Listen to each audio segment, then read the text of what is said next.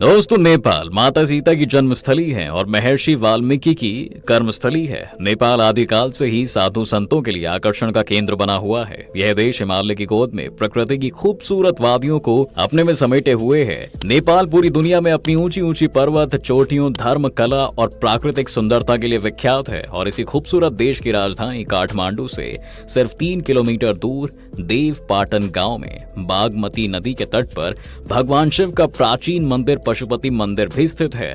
भगवान पशुपति भगवान शिव के ही दिव्य स्वरूप हैं। भगवान पशुपति के दर्शन के लिए हर साल भारत और दूसरे देशों से हजारों हिंदू श्रद्धालु नेपाल की यात्रा करते हैं।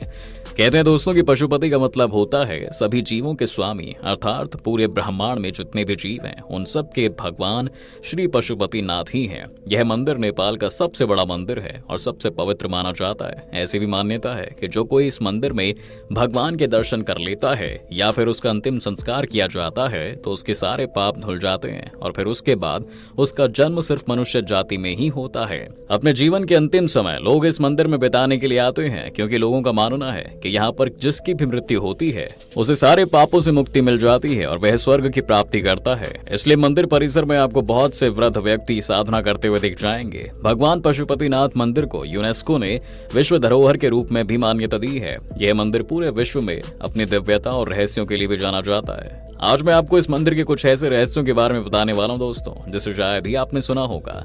भगवान शिव का ध्यान करते हुए आइए हम सबसे पहले इस दिव्य और रहस्यमय मंदिर के बारे में जान लेते हैं। दोस्तों, भगवान पशुपतिनाथ नेपाल शासकों और वहां के लोगों के लिए हमेशा से ही इष्ट देव रहे हैं।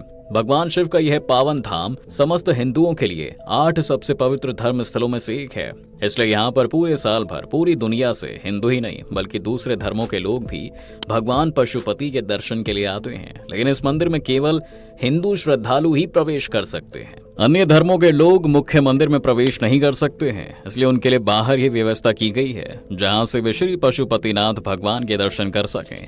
आपको बता दें कि भगवान शिव के कुल 1008 नाम हैं, जिसमें भगवान पशुपति नाम सबसे प्रसिद्ध और प्रभावशाली माना जाता है। इस रूप को भगवान शिव का मनुष्य रूप भी समझा जाता है। मंदिर पहुंचने के लिए नेपाल सरकार ने हर तरह की सुविधा दे रखी है। राजधानी काठमांडू में एयरपोर्ट और बस स्टैंड दोनों हैं, जिसकी सहायता से आप काठमांडू पहुंच सकते हैं।